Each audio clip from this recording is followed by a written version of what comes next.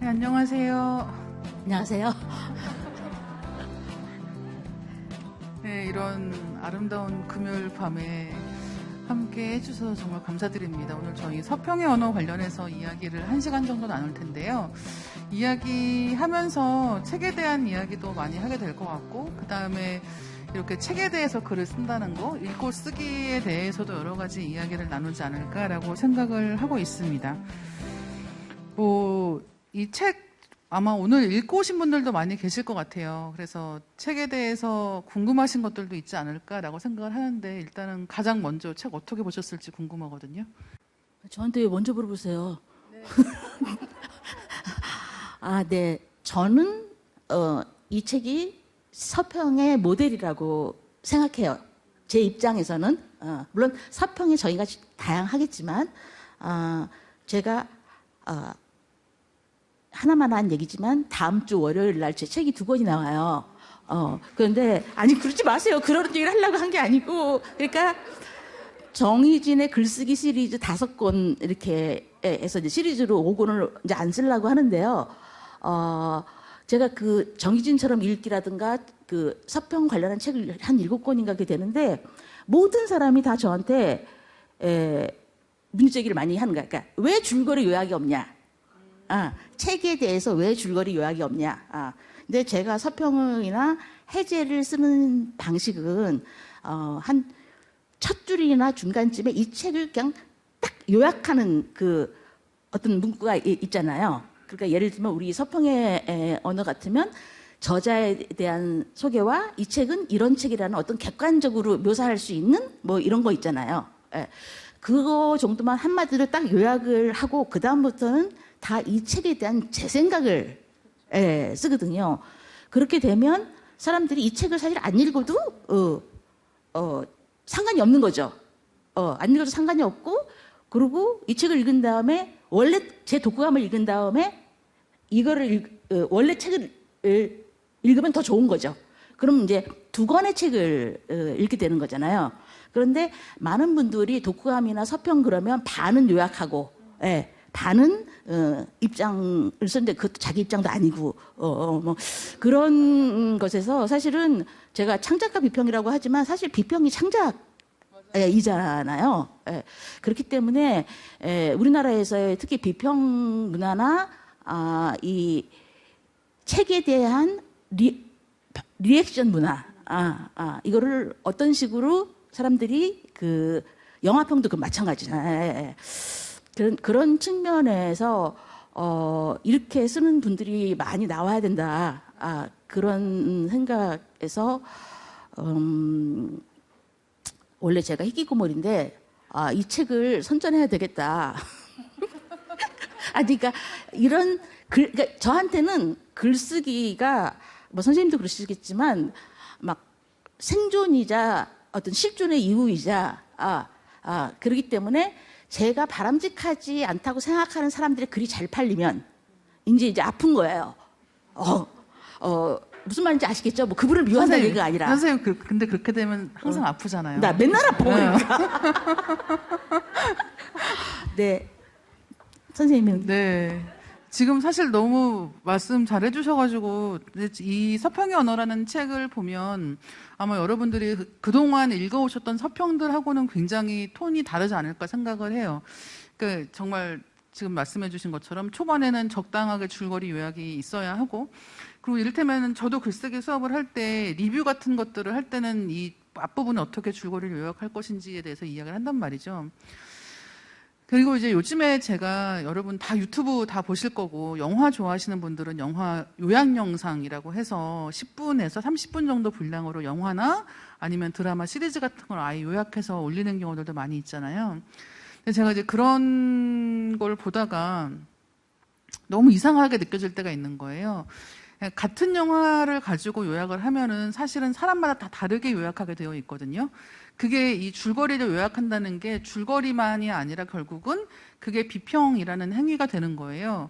그래서 결국은 그 책에 대해서 이야기한다는 게 그 책을 다시 쓰는 것처럼, 그러니까 10분으로 요약한다고 해도 제가 하는 것과 정혜진 선생님이 하시는 거랑 같은 방식으로 영화가 요약이 될 수가 없는데, 인터넷에서 유튜브에서 영상들을 보다 보면은 사실은 같은 영화에 대해서 10명이면 10명이 다 비슷한 포인트를 가지고 비슷한 이야기를 하는 것처럼 보일 때가 있어요. 그러면 우리는 왜 이렇게 비슷한 방식으로 생각하게 되었을까라는 데까지 생각이 미치는 거죠. 책에 대한 이야기도 마찬가지인 것 같습니다.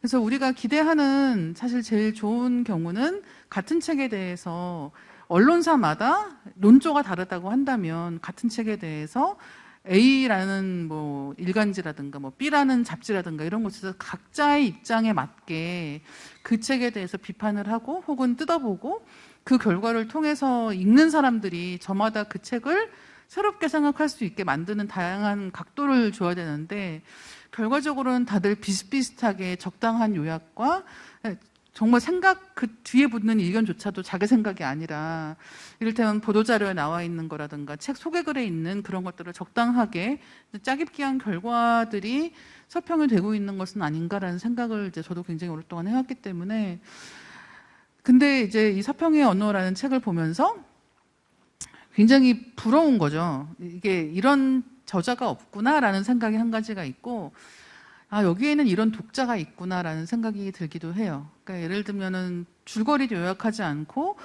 완전히 이 저자에 대해서 전기적인 관점에서 이야기를 시작하는 경우도 많아서 사실은 이 책은 서평집이라기보다는 읽다 보면은 아, 이거는 영국의 문화계에 대한 책이구나. 문화계, 사교계에 대한 책이구나라는 생각이 들 때가 있는데 이렇게 썼을 때 한국의 작가들은 거기에 대해서 흔쾌히 오케이 할 것이냐. 그러니까 한국의 작가들의 소설 같은 것을 읽고 혹은 뭐 전기 같은 것을 읽고 이런 식의 분석을 했을 때 작가들은 거기에 대해서 흔쾌히 받아들일 것인가, 독자들은 그런 글에 대해서 수요가 있을 것인가라는 생각을 하게 되는 거죠. 네, 그러니까 여러 가지 면에서 아, 이런 책을 더 읽고 싶다라는 생각이 들기도 하고 또 이런 글을 읽을 수 있는, 읽고자 하는 독자들이 많았으면 좋겠다는 생각이 같이 들기 때문에 책 읽으면서 정말 만감이 교차했던 그런 책인 것 같아요. 굉장히 많이 부러웠던 그런 책입니다. 그래서 사실은 이 책을 보면서 저는 이다혜 선생님 조금 부러워했는데 이 문학 베이스가 이 서브 텍스트로 많이 깔려 있기 때문에 문학 베이스와 그 다음에 영문화, 영국이라는 정말 그들의 그 자부심 뭐랄까 어쨌든 근대와 제국을 이제 다 거친 그런 영국 문화에 대한 깊이 있는 그 이해가 있으니까 사실은 근데 우리는 나혜성 모르는 사람도 많고 허정숙 모르는 사람도 많고 요새는 이승만 모르는 애들도 있더라고요.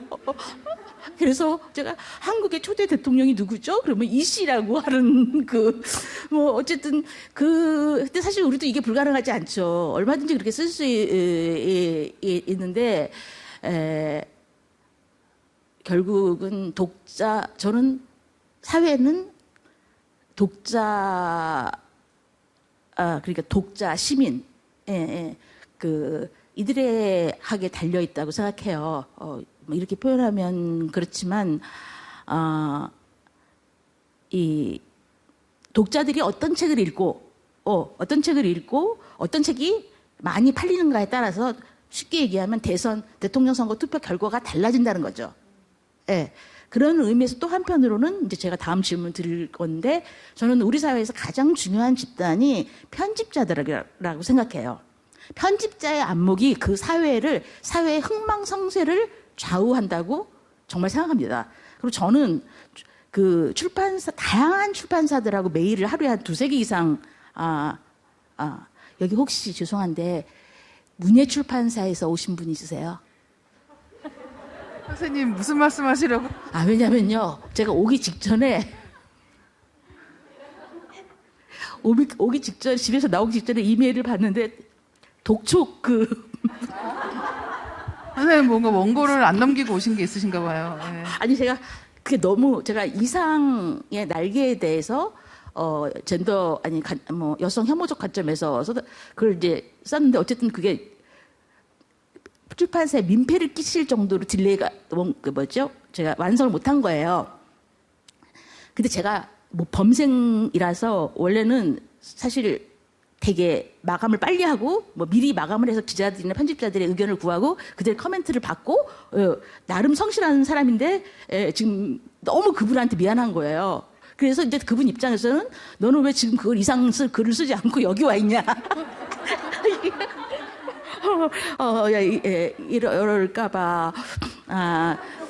그러니까 다시 말하면 지금 제가 굉장히 좌절하고 절망하고 있는데 그 이유는 민중이 썩었다는 거죠. 저 자신을 포함해서 국민이 썩고 민중이 썩고 유권자가 썩고 시민이 썩었기 때문에 이런 사회에는 구제할 나아질 수 없다라는 거죠. 그러니까 국가가 이상해도 사회가 그 국가를 강제할 수 있으면 얼마든지 그걸 이제 시빌 컨트롤이라고 하죠. 시민들의 통제. 그게 검찰이든 군대든 경찰이든 제일 전 중요한 거 시빌 컨트롤이 가장 중요한 분야는 대학이라고 생각해요. 대학이나 지식인들. 예. 그러니까 독자들과 시민들의 안목과 수준이 높아야 그 사회가 아무리 어떤 어려움이 있어도 극복이 가능하다는 거죠. 그런데 독자들이 자본가들을 욕망하고 김건희 씨를 욕망하고 그다음에 출판 기획자들이 물론 이제 여기는 이제 상업적인 문제가 있겠지만 출판 편집자들하고의 제가 나눈 대화만 책으로 쓰고 싶을 정도로 너무나 사연이 많아요. 그러니까 편집자가 어떤 그 필자하고 상호작용을 할 때 좋은 글이면서도 팔려야 또 되잖아요. 그런 의미에서 편집자들의 안목과 이 시장과의 관계 이거에 대해서 선생님은 실제로 많은 책을 쓰셨고 또 편집자로서 엄청난 경력을 갖고 계시고 그렇기 때문에 저는 사실 편집자하고 싸우기만 하지. 그래서 그렇죠. 편집자가 되면은 필자랑 싸우게 되거든요. 이렇게 원고를 안 넘기시는 분들이 계시면 사실 처음이야. 이거 원래 그렇지 않았어요. 그렇죠. 누구에게나 처음은 있고 그들에게는 인생이 한 번이지만 저에게는 수시로 있는 일이다. 왜냐하면 모두가 1년에 한 번씩만 늦어도 저한테는 50건의 잡지가 몇 년 나오거든요. 그래서 근데 월머스가 이 사람이 편집자잖아요. 근데 편집자가 맞아요. 이렇게 글을 잘 쓰는 거야. 제가 이달 선생님 알게 된 것도 제가 신의 21 20년 이상 독자였거든요. 저 사실은 사실 막 영화 얘기를 개인적으로 하고 싶은 거야. 여기서 근데 또 이제 그러면 안 되잖아요. 제가 워낙 영화를 좋아해서 그러니까 선생님들이 전 구한말 사람인데 옛날에 로드쇼나 스크린 이런 잡지가 있었어요.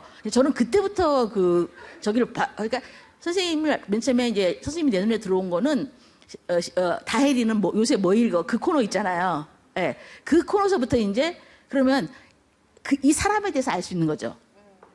그 글보다는 뭐 글 자체도 그렇지만 말씀하세요. 그래서 사실은 이 서평의 언어 저는 이제 지금 말씀하신 것 같은 포인트에서 편집자로 일을 하고 있기도 하기 때문에 이 편집을 한다는 거는 결국은 편집자에 대해서 가장 많이 얘기하는 표현 중에 하나가 첫 번째 독자라는 얘기 많이 하잖아요. 그쵸, 그러니까 독자분들한테 책이 가기 전에 이 글을 가게 할 것인가 아니면 어떤 방식으로 가공할 것인가를 처음 결정하는 사람이 편집자라고 얘기를 하는데 이제 그런 면에서 어떤 글이 요즘에 인기가 있는가에 대해서 생각을 많이 하게 되는 것 같아요.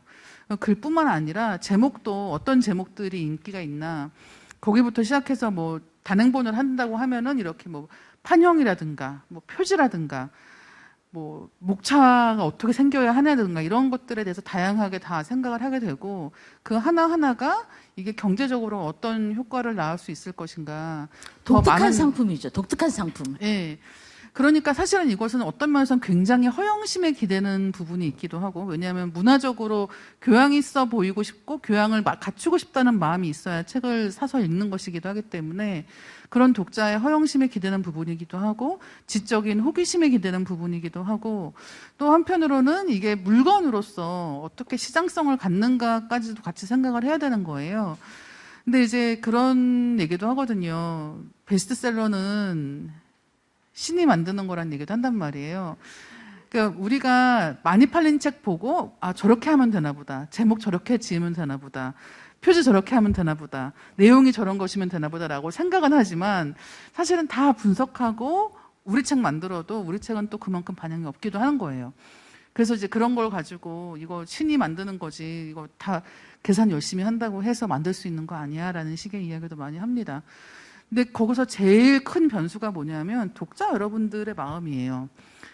여러분들 마음속에 어떤 게 있는지를 알기가 되게 어렵고, 그 알기가 어렵다는 것을 가장 크게 실감하는 게 사실은 선거철이라는 생각은 많이 해요. 왜냐하면 그거는 정말로 뭐 앞으로 몇 년을 두고 이제 어떤 표를 행사하는 것일 텐데, 그런 면에서 정말 모르겠다. 책이 한 권 나올 때마다, 새 책 나올 때마다 이 책 어떻게 될지 모르겠다. 어떤 분들이 읽으실지 모르겠다. 걱정 반 기대 반이기도 한데, 확실한 거는 독자분들이 원하시는 방향으로 이 업계 자체가 흘러가게 되어 있다는 생각은 많이 하는 거죠. 100% 그렇죠. 그래서 이런 책밖에 없기 때문에, 저런 책밖에 없기 때문에 여기서 고를 수 있는 게 없으니까 결국은 이렇게 시장이 흘러가는 거야 라고도 생각할 수 있지만, 또 만드는 입장에서 보면 항상 먼저 생각하는 거는 독자분들의 마음이 어디로 향하는가이기 때문에 거기에 맞춰서 책 기획이 이루어지고 있는 것도 현실입니다. 그래서 최근 들어서 이제 해외 도서들의 경우에, 번역된 책들의 경우에 점점 시장이 좁아지고 있다는 식의 이야기 되게 많이 하거든요. 그래서 오늘 이제 이 자리에 오시려고 신청하신 분들이 굉장히 많다라고 얘기를 들었을 때 가장 기뻤던 거는 그 부분인 것 같아요. 이 책에 대해서 관심을 갖고 읽으시는 분들이 이만큼 계시다는 거를 눈으로 볼 수 있다는 게 굉장히 기쁜 일이었고, 또 이 책 읽으면서, 사실은 이 책 아마 보신 분들은 아실 텐데 그렇게 술술 읽히는 책은 아니거든요. 읽다 보면은 이걸 내가 알아야 되나라는 생각이 드는 부분들도 있어요. 저도 알고 있습니다. 그리고 읽다 보면은 이거 무슨 얘기를 하려고 이렇게, 아까 나온 얘기랑 좀 다르지 않나? 이거 대체 무슨 얘기 하는 건가? 이 사람은 누구지? 싶은 게 너무 많이 나오는 거예요.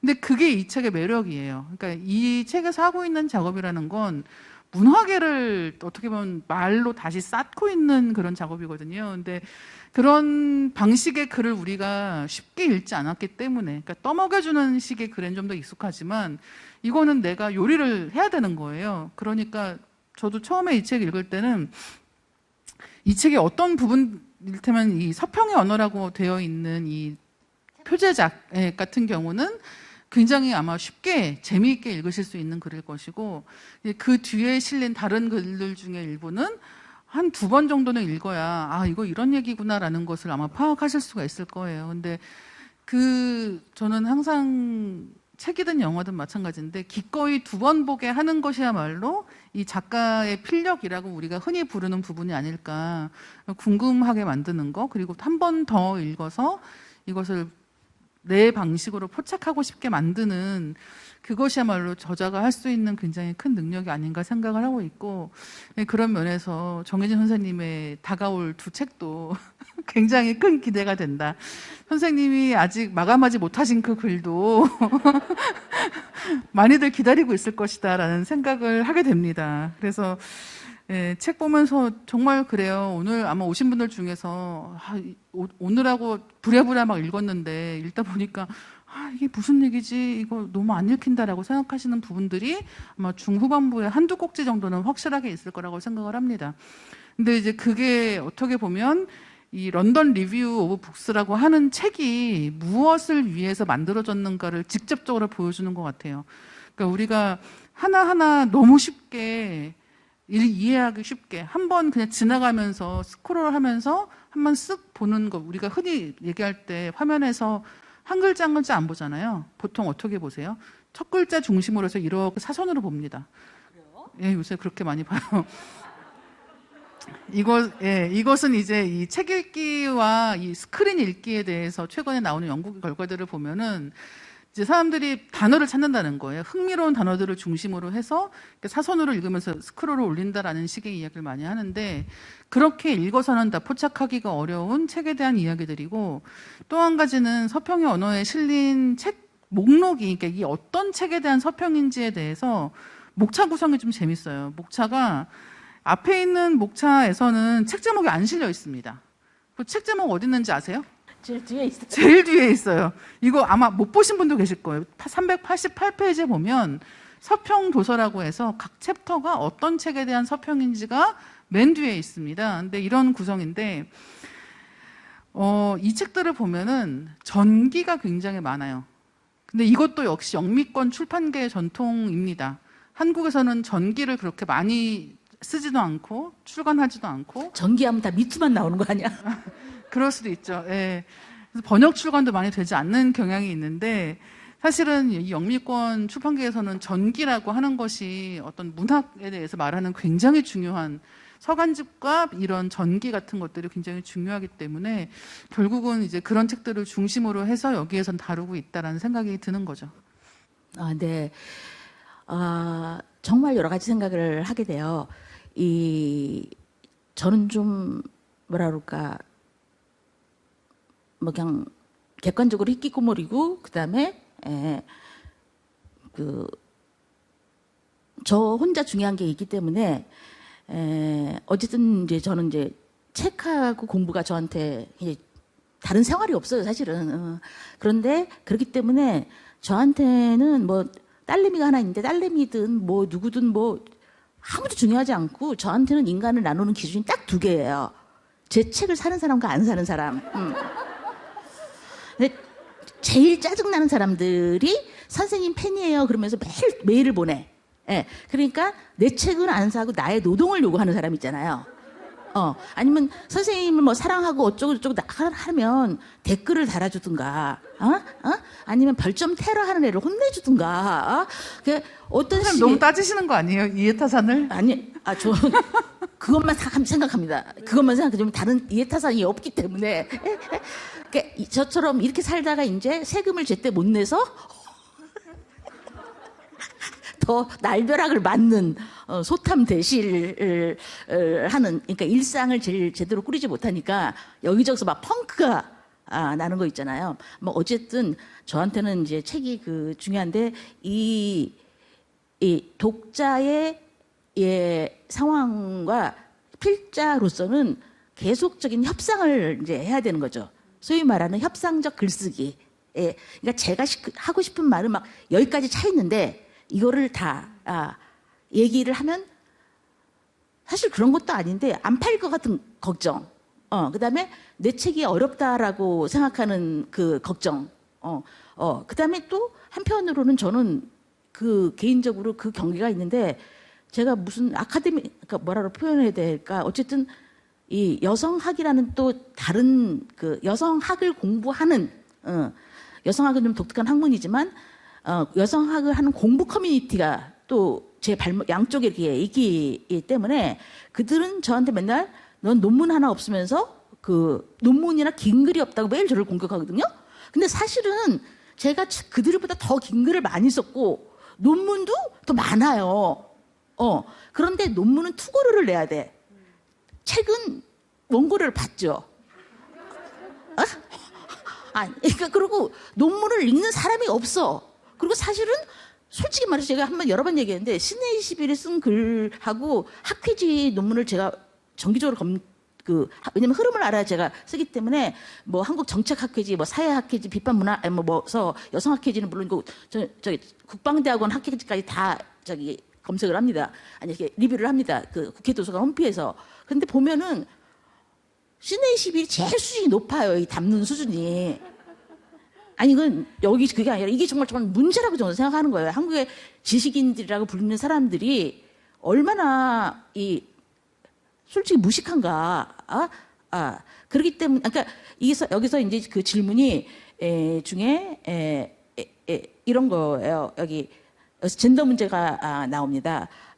이 메리 캐리의 관심사 중에 젠더 자체보다 젠더들 사이의 관계, 남성의 기대, 남성의 시선, 남성의 권력이 여성에게 미치는 영향이라고 하면서 이 월머스가 남성의 이 젠더 관계에 굉장히 관심이 이제 있는 거죠. 그리고 여기서 페미니스트로서 이 월머스의 입장이 책에 어느 정도 드러났는가에 관한 질문이 여기 있어요. 그런데 저는 두 가지를 말씀드리면 여기서 막 성차별이 막 이렇게 막 나오거나 뭐 우리가 흔히 생각하는 그런 페미니즘 책이 아닙니다. 그리고 저는 그게 또 페미니즘이라고 생각하지도 않아요.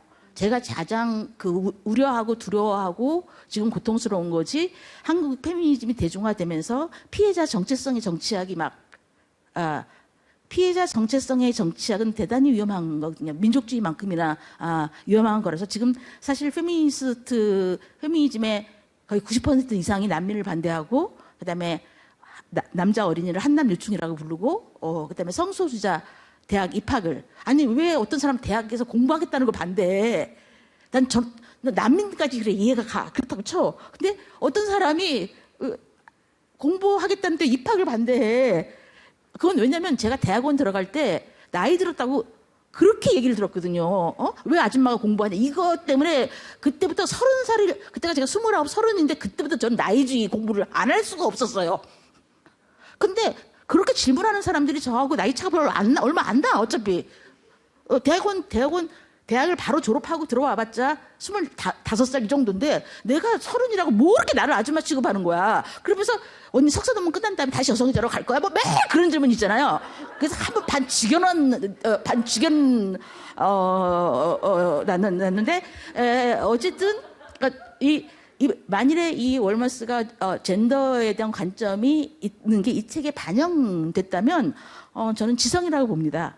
그러니까 페미니스트가 훨씬 더 넓고 깊게 보는 그러니까 어떤 식의 메타 젠더적 입장이죠. 근데 지금 한국의 지금 페미니즘의 이 대중화나 대세 이런 부분들은 사실 제 입장에서 볼 때는 후퇴하고 있다고 생각하거든요. 담론과 운동 모두가 후퇴하고 있다고 생각합니다. 그거는 이제 대중이라는 말 자체가 되게 오해가 있는데 대중은 민주주의화가 아니잖아요. 대중이란 말은 어떤 장마철 같은 거죠. 집중적으로 어떤 사람들이 많은 시간에 관심을 갖는 그 사안이죠. 그게 대중화지. 죄송합니다. 그 사람이 많아서 인기가 있는 게 그게 대중화가 아니에요. 간단히 말씀드리면 얼마 전에 우리들의 블루스 때문에 막 제가 미쳐 있었어요. 네. 그래서 막 거기에 막 이병헌과 김우빈한테 막 이렇게 막 좋아하면서 제가 난 저 이성의 프랙티스도 없는데 왜 남자 배우를 좋아하는 거야 이러면서 막 죄의식을 느끼고 또 거기에 이제 딱 그 다원중은 그 정지의 배우가 장차은실 선생님이라는 옛날에 제가 아시는 그냥 유명한 여성 만화가 여성신문에 처음 만화를 쓴 분의 따님이거든요. 그러니까 뭐 그런 것도 생각나고 그래서 왜냐면 우리들의 블루스도 또 제가 또 제주도를 좋아하기 때문에 그래서 사실 제가 주민등록 등본이 제주도로 돼 있어요.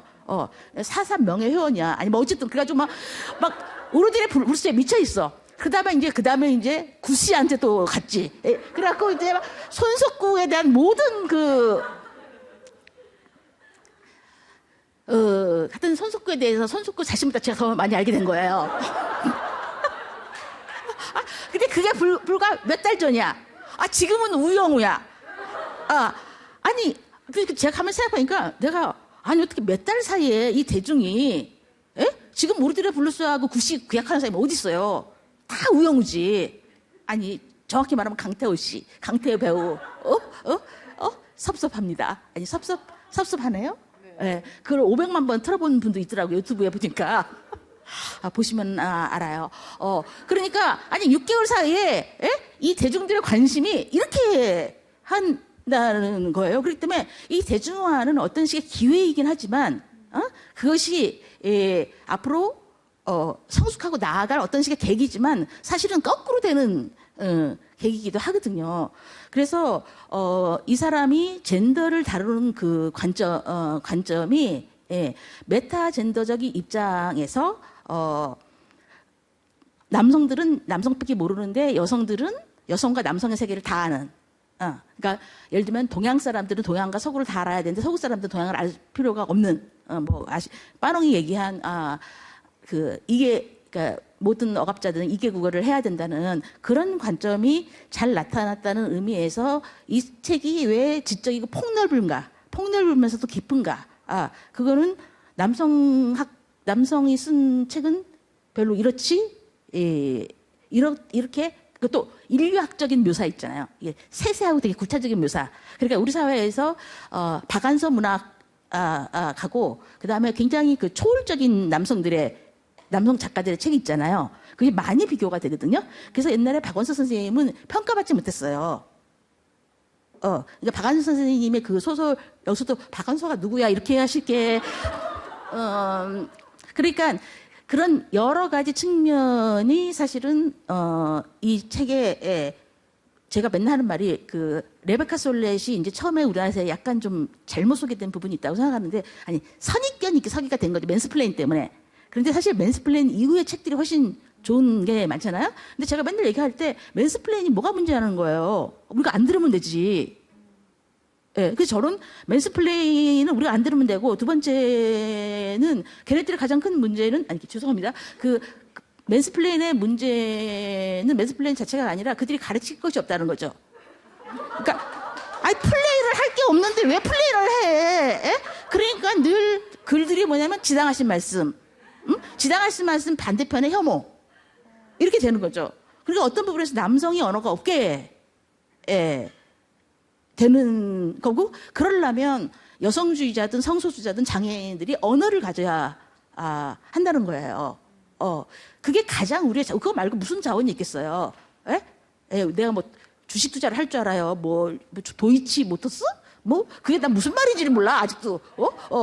그러니까 그런 부분에서 이 사람이 여성 지식인으로서의 포지션이 굉장히 잘 드러난. 예, 뭐 지금 설명해 주신 게 딱 저도 비슷한 생각했던 부분인데, 그러니까 이제 저는 제가 서평을 쓰기도 하고 책을 워낙 여러 가지를 읽다 보니까 서평집이라고 흔히 부르는 책들도 많이 봤단 말이에요. 근데 되게 놀라게 되는 게 남자 작가들이 쓴 서평집 같은 경우는 그러니까 본인들이 아마 일부러 그렇진 않았을 텐데 결과적으로는 남자 작가들 책이 한 9할 95%까지 아니면 아예 100%인 경우도 사실은 많이 있습니다. 그러니까 자기는 의식하지 않고 썼을지 모르겠지만 그냥 그 자기랑 비슷한 어떤 생애사적 프로파일을 가지고 있는 남자 작가들의 세계에 갇혀 있는 그런 서평집이 실제로 굉장히 많이 있어요. 거의 대부분이에요. 그래서 정말 이게 제 기분 탓인가 싶어서 찾아봤어요. 서평집들을 꺼내서 이 중에서 몇 개가 여자 작가들이 쓴 책일까를 찾아본 적이 있을 정도입니다. 근데 정말 대부분이에요. 근데 여자 작가들 같은 경우는 그렇게 쓰는 경우가 없죠. 다 알아야 되니까. 다 알아야 되니까. 왜냐하면 여자 작가만 알아서도 쓸 수가 없고 남자 작가 당연히 알아야 되고 그리고 자기가 읽어오면서 발굴되어야 한다고 생각하는 재능의 범주에 여성이나 이런 소수자들이 들어가기 때문에 그런 이야기들을 어떻게 녹여낼 수 있을 것인가에 대해서 고민을 더 많이 한다는 생각을 하게 돼요. 사람들은 누구나 자기와 어떤 부분에서든지 링크를 찾을 수 있는 이야기들에 끌리게 되어 있습니다. 근데 그것만 읽는다고 하면 그것은 굉장히 자기와 비슷한 사람들만으로 이루어진 세계를 만드는 것과 다르지 않다고 생각을 해요. 그래서 이런 서평집을 읽을 때에도 예전에 이제 이를테면 뭐 제가 처음에 직장 생활을 할 때 뭐 글 쓰려면 어떤 글을 보면 될까요? 이런 평론이나 비평 같은 것에 대해서 어떤 책이 좋은가요? 라고 이제 선배들한테 물어봤을 때 많이들 이야기했던 게 김연의 행복한 책 읽기 같은 작품 많이 얘기하거든요. 근데 이제 이런 책들을 쭉 읽으면서 어느 순간에 그 책에서 언급하는 책들로 책장을 꾸렸을 때 거기에 나랑 같은 성별의 작가가 없다는 걸 깨달았을 때 굉장히 황망한 기분 같은 게 있어요. 근데 아마 이 메리 케이 윌머스의 책을 읽으면서 관련된 책들을 꺼내서 본다고 하면 훨씬 더 다양한 이야기들을 만날 수 있을 것 같다는 생각을 하게 되고 또 한 가지는 제가 이 책에서 굉장히 좋아하는 이야기가 진 리스라고 하는 작가에 대한 글입니다. 영국 출신의 여성 작가들이 쓴 이런 영국 소설에 대한 책들을 보면 굉장히 자주 언급되는 작가가 진 리스예요. 진 리스라고 하는 작가가 쓴 책 중에 가장 유명한 책은 광막한 살아가서 바다라는 책입니다. 이 책은 여러분들 뭐 다 아시는 제인 에어라고 하는 책이 있잖아요. 제인 에어에 보면 제인 에어를 통해서 거의 밈 수준으로 유명해진 표현이 있죠. 다락방에 미친 여자라고 하는 표현이 있는데 그게 이제 남자 주인공인 책으로 나와요. 예. 그 다시 나옵니다. 했어요. 정말요. 예. 그거 들떠 있어요. 예. 그게 책이 절판된 다음에 굉장히 웃돈을 내야지만 살 수 있는 방식으로 중고거래가 됐었는데 이번엔 다시 출간이 됩니다. 근데 어쨌든 그 표현이 이제 바로 이 제인 에어에 등장하는 남자 주인공인 로체스터의 아내에 대한 이야기입니다. 그러니까 로체스터는 아내가 있다는 식의 이야기가 없이 처음에는 제인 에어하고 둘이 어떤 연인 관계로 발전을 하는 것 같다가 둘이 결혼을 하기 직전에 사실은 로체스터가 결혼한 적이 있고 그에게는 아내가 있는데 심지어 그 아내가 멀리 있는 게 아니라 그 저택에 다락방에 있다는 사실이 밝혀져요. 그리고 그들이 소원한 이유가 이제 이 여자에게 문제가 있는 것처럼 이야기가 됩니다.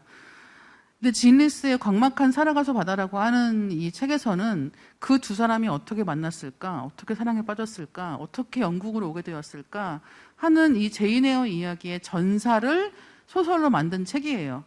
근데 이 책이 나중에 영화가 됩니다. 근데 영화가 되면서 영화는 약간 에로 영화 같은 식으로 예, 약간 바뀌었어요. 그러니까 예를 들면 식민지에서 어떤 사랑에 빠지는 두 남녀의 운명적인 이야기, 그리고 그 끝이 비극으로 끝나는 어떤 그런 사랑, 이런 것들을 소화하는 방식이 그 시대에는 약간 그랬던 거예요. 그러니까 영화로 바꿨을 때는 이게 굉장히 에로틱한 면이 강조가 되는 거죠. 어쨌든 이 광막한 살아가서 바다라는 책이 이를테면 제인 에어를 비판하는 책이기도 하잖아요.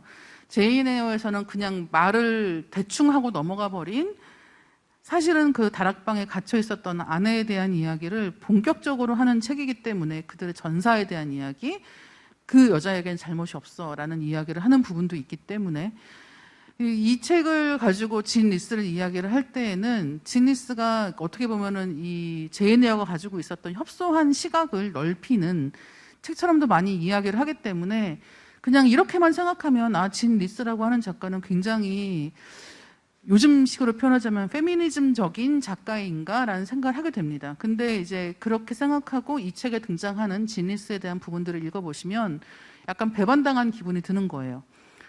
진 리스는 굉장히 어떻게 보면 남성 유전적인 그런 작가였고 자기가 자기의 재능을 가지고 어떤 활동을 하겠다는 것에 대해 적극적이기보다는 굉장히 자기중심적인, 여기 책에서도 보면은 나르시즘 관련해서 이 진 리스를 설명한단 말이에요. 그러니까 어떻게 보면 성장하지 못하는 자기의 재능을 가지고 있고 자기 자신을 굉장히 좋아하면서도 남에게 의존하는 것으로만 자기의 생을 꾸려가고자 했던 정말 흔히 얘기하는 천상 여자인 어떤 사람으로 진 리스를 발견하게 되는 이야기가 있습니다.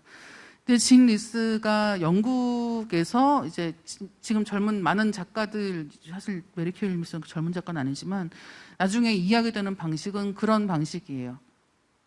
여기에 약간 갭이 있는 거예요. 그리고 그 관점에서 다시 진 리스를 읽었을 때 이 책에서 이야기하기로는 결국은 그녀의 여자 주인공들 중에 이른바 해피엔딩으로 끝나는 사람은 단 한 명도 없다는 거죠.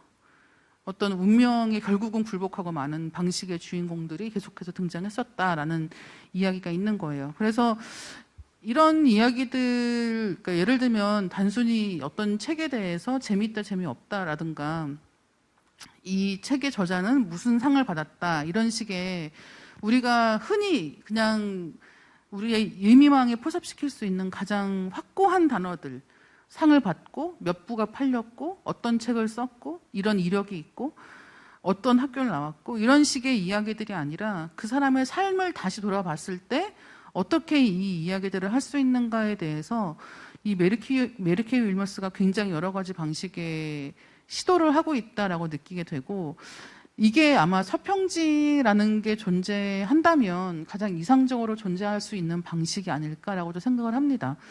그리고 또 한 가지는 이제 이 책의 초반에 이제 서문 같은 데 보시면 이제 이 아들이 하나 있는데 아들이 어머니에 대해서 얘기하면서 책을 베껴 쓴다라는 식의 얘기를 한단 말이에요. 그러니까 그만큼 인용구에 철저한, 그래서 이 책에서 그 자기가 다루고 있는 작가의 책에서 구절을 인용하는 방식을 보면 그것도 굉장히 재밌어요. 그러니까 흔히 얘기하는 우리가 어떤 책을 인용하는 방식으로 글을 쓸 때 많은 사람들은 아름다운 문장, 명문장이라고 꼽힐 만한 것들을 꼽아서 쓰는 경우가 되게 많이 있거든요. 근데 이 책에서 보시면 그렇게 하지 않고 사실은 그 책에서 굉장히 중요한 표현들, 꼭 멋있을 필요는 없는 이런 것들을 잘 포착해서 글을 쓰고 있다는 생각이 들어서 사실은 어떤 작품에 대해서 글을 쓸 때 우리가 집중해야 되는 게 무엇일까에 대해서도 생각을 좀 해보게 되는 아니 그런 선생님 게 지금 있었어요. 너무 좋은 말씀 해주셨는데요. 그러니까 이 제인 에어에 대한 어떤 식의 다른 해석으로서의 그 드넓은 사가서우의 바다라는 유명한 작품이 있어요. 그런데 이걸로 그 세계적인 스타가 된 사람이 바로 스피박이죠. 그러니까 지금 뭐 이건 남성들도 다 인정하는 건데 뭐 전 학계가 인정하는 건데 지금 세계 인문학계를 완전히 이 뭐라 그럴까 세계적인 이 조류를 이끌고 어디서든 인용되는 사람이 호미바바, 그 다음에 가야트 스피박, 그 다음에 이제 아시다시피 주디스 버틀러 이 정도 한 세 사람을 뭐 페미냐 아니냐를 떠나서 그분들이 굉장히 많은 그 이론적 업적, 그다음에 예를 들면 자유주의와 구조주의의 대립을 갖다가 뭐 넘어섰다든가 뭐 하여튼 굉장히 훌륭한데 여기서 두 가지 포인트가 있어요. 호미바바하고 스피박은 다 인도의 부자들이야. 그러니까 영어권에서 이거를 하는 거죠. 그리고 이 세 사람 모두 전공이 문학이에요. 물론 이제 버틀러는 철학이지만 수사학, 레토릭 학과에서 지금 교수를 하고 있기 때문에 이 세 사람이 인도고 다 문학이고 또 셋 다 페미니스트라는 것은 그게 저는 중요한 저기라고 보는 거죠. 뭐 호미바바는 하이브리드나 이런 개념으로 다 많이 알려졌는데 이 스피박이 제인 에어를 쓴 사람이 있고 그 제인 에어에 대해서 저기 쓴 또 이 말씀하신 작가가 있고 이걸 갖다가 스피박이 다시 쓰고 해석을 함으로써 스피박이 전 세계적인 그 탈식민 스타가 된 거죠. 그런 그 의미에서 뭐라 그럴까, 선생님 말씀하신 대로 이 책이 책을 낳고 책이 책을 낳는. 그래서 사실, 책의 어떤 읽는 재미를 생각을 하신다면, 사실 제가 제일 많이 받는 질문이 뭐겠어요. 선생님 얼마나 책을 몇 권 읽으셨어요? 뭐 이런 질문 많이 받을 거 아니에요. 정말 뭐라고 답해야 될지 정말 너무 괴로운 질문이에요. 에? 그런데. 궁금하잖아요. 궁금하죠. 네, 근데, 그 얘기는 미루고, 이걸 원해드리고 싶어요. 어쨌든 공부도 가성비잖아요. 공부에는 왕도가 있어요. 근데 그 왕도가 뭐 쉽게 가거나 뭐 이런 그런 뜻이 아니라 여러분, 이번에 허준이 교수인가 그 스탠퍼드대에서 그 필즈상 받으신 그분이 강남 대성학원 출신이라는 거 아닙니까? 그러니까.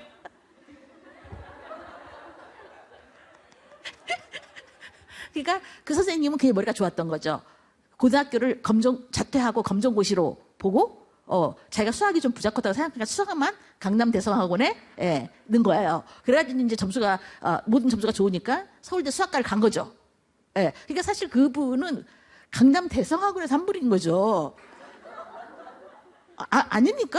아니 뭐 그걸 부끄러워하거나 무슨 문제 삼을 필요가 없어. 우리나라 상황이 그렇다는 것이죠. 서울대를 가려면 서울대 수학과를 가려면 강남 대성학원에서 그래서 거기를 강대라고 불러요. 강대.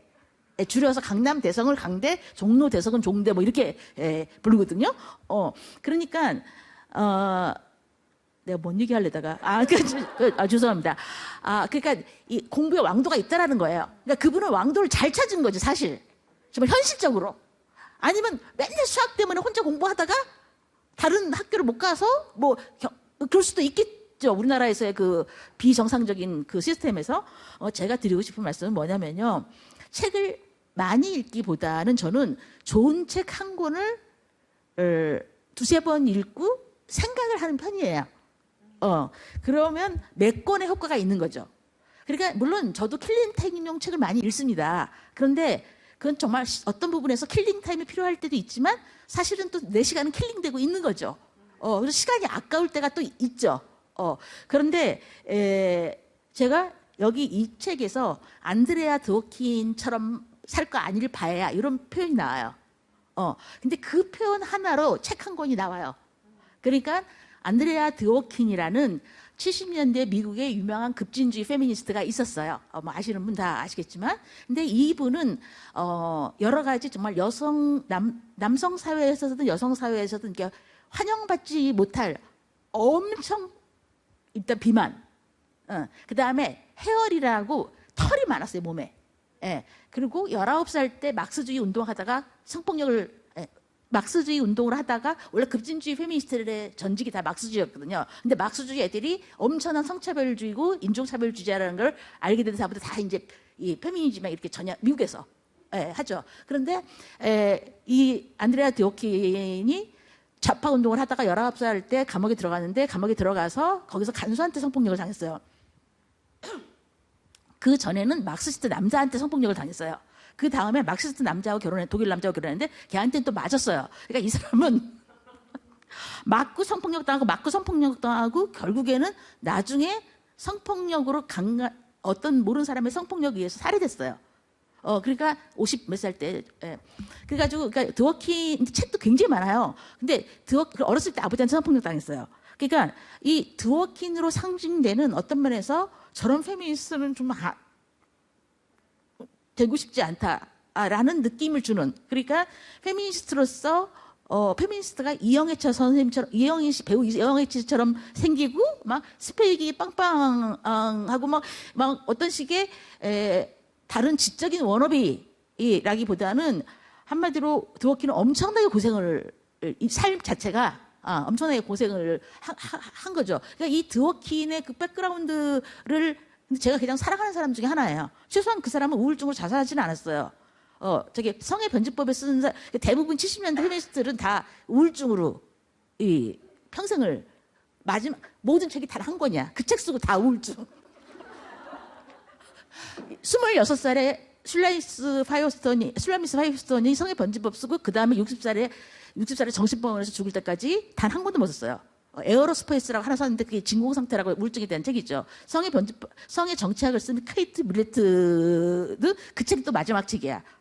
근데 저는 이제 그런 역사를 보면서 나는 그렇게 되지 않겠다라고 생각을 했지만 쉽지 않더군요. 뭐 그들이 저번보다 못해가지고 그렇게 했겠어요. 근데 어쨌든 안드레아 드워킨의 그 삶이라든가 배경을 알면 여기서 이 한 줄이 얼마나 많은 함의를 갖고 있는지 를 알 수 있게 되죠. 저는 그게 공부를 하고 생각합니다. 그러니까 이걸 하나 읽어도 배경 지식과 자기가 관심사에 따라서 다른 책 10권 읽는 것보다 이 책 8권 읽는 것이 훨씬 책을 많이 읽게 되는 거죠. 예를 들면 제가 최근에 어떤 책을 읽다가 임신 중단에 대한 책을 읽었어요.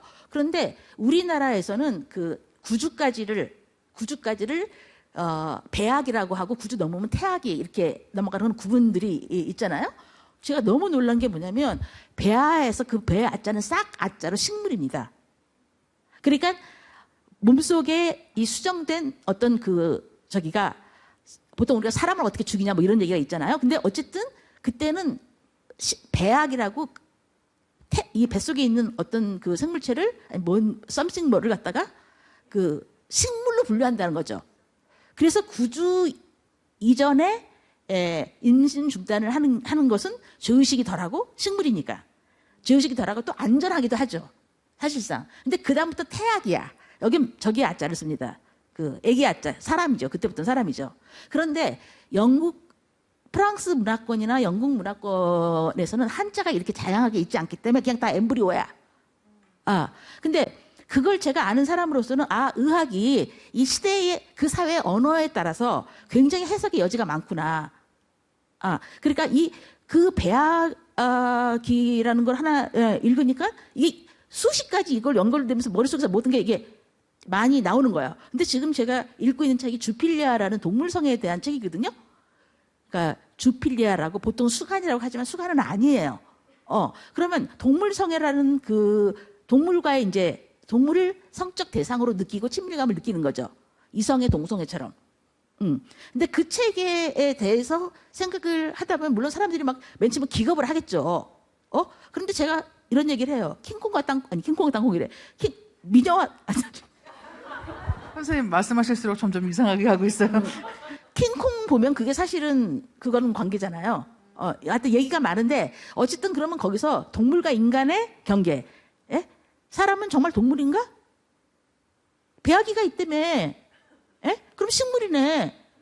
예? 그럼 생명 얘기하지 마세요. 선생님 생명 식물이라고 보지 않잖아요.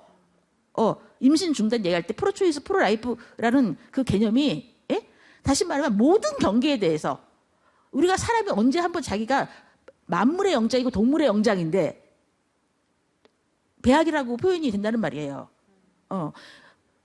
그러니까 다시 말하면 저는 책을 막 그 관점 없이 막 읽다기보다는 정말 이렇게 이 가성비가 높은 압축된 책을 읽으면 굉장히 자기가 또 한 번 쓰는 거죠.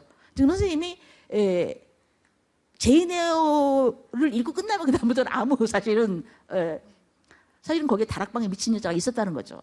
그리고 이 얘기는 또 다시 돌아가면 그러니까 인류 문명사 전체에서 19세기 여성 작가라는 존재는 모든 걸 설명해요. 서구의 19세기 여성 작가라는 이것은 인류 문명사에서 완전히 혁명의 어떤 상징이죠. 그러니까 이 책을 읽으면서 좀 제가 시간이 된다면 이 책에 대한 해제를 제가 5권 쓸 수 있다는 거죠. 그러니까 그런 책이 좋은 책이라는 거예요. 그런데 지금 우리나라에서 팔리는 책은 이거잖아요. 뭐 힐링이 안 되는데 힐링 이게 스트레스 받는데 막 힐링 뭐 넘어지면 죽는다, 뭐 아프니까 뭐 환자다, 무슨 뭐 이런 식의 책들이나 뭐 어디 자기 여행 갔다 왔다, 그다음에 뭐 커피를 마시면 니체를 읽는다, 그다음에 뭐 타자들이 불쌍하다, 나는 그대로부터 많이 배웠다, 뭐 이런 책들이잖아요. 그런 책들은 해제를 내가 5권 이상 쓸 수 없어요. 근데 문제는 그런 책들을 많이 팔리죠. 그나마.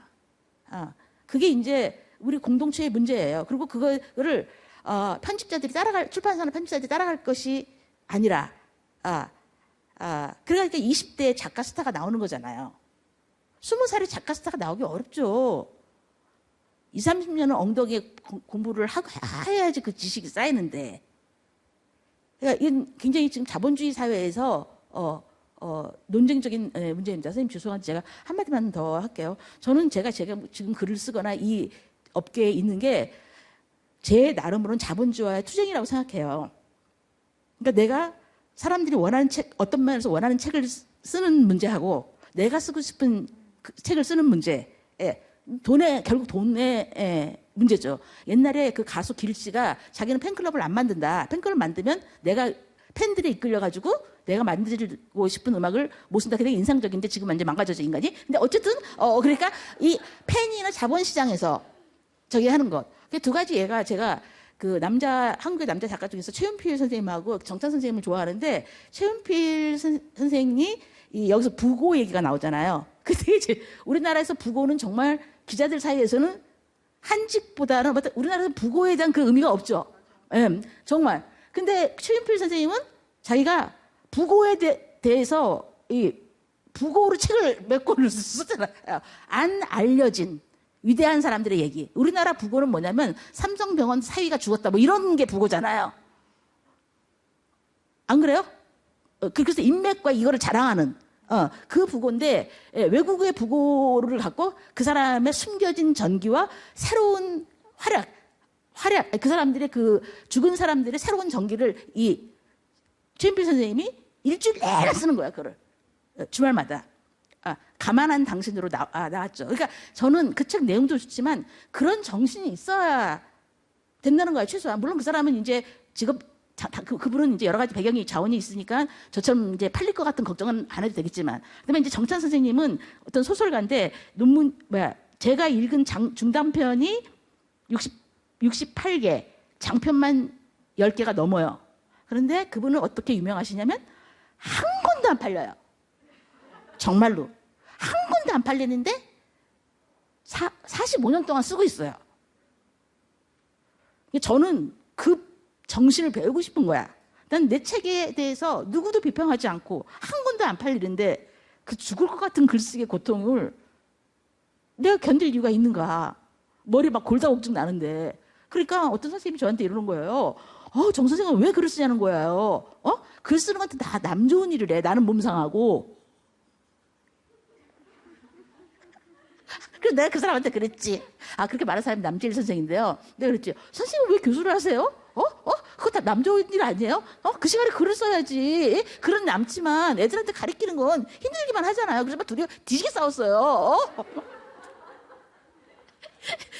그러니까 이게 이 출판이 이 자본, 특히 온라인 서점 뭐 이런 게 하고 또 문해력의 문제, 이 문제하고 되면서 좋은 책들이 점점 나오기 어려운 환경 속에서의 그것이 저는 그냥 일반 시민으로서 늘 그걸 이제 걱정하는, 그것이 이제 마음에 얹혀 있죠. 그래서 이제 업계를 떠나는 것이 대안이 아닌가. 라고 말씀하셨지만 곧 책 2권이 나온다. 업계를 떠나는 것이 대안이 아닌가라고 얘기했지만 이제 곧 책에 2권 나오고, 하지만 그 다음에 또 뭐가 나올 것이다, 장담할 수 있습니다. 근데 지금 뭐 부고 얘기가 나오기도 했지만 여기서 부고에 대한 글도 있잖아요. 근데 정말로 한국에서는 사실은 부고 기사에 그렇게 심혈을 기울여서 쓰지는 않는 거가 맞는 것 같아요. 기껏해야 정치인 정도가 되어야 상당 부분 페이지를 할애하고, 이제 그렇지 않은 사람들에 대해서는 사실은 그냥 간단하게 마치 양력을 정리하는 것 같은 글로 부고를 대신하는 경우가 굉장히 많고, 추가로 취재를 하지도 않고 이제 그런 경우가 너무너무 많죠. 근데 이제 여기서 타임즈지의 부고에 대해서 이 책에서 이제 사실 낱낱이 분석을 하고 있는 글이 있는데, 그 글이 너무 재밌고 정말 배꼽 빠지는 글인 것 같아요. 저는 그 글을 보면 뭐라고 할까요? 여기에 실린 부고에 대한 글을 보시면 가장 보호받지 못하는 사람이 작가입니다. 소설가들은 거의 보호받지 못해요.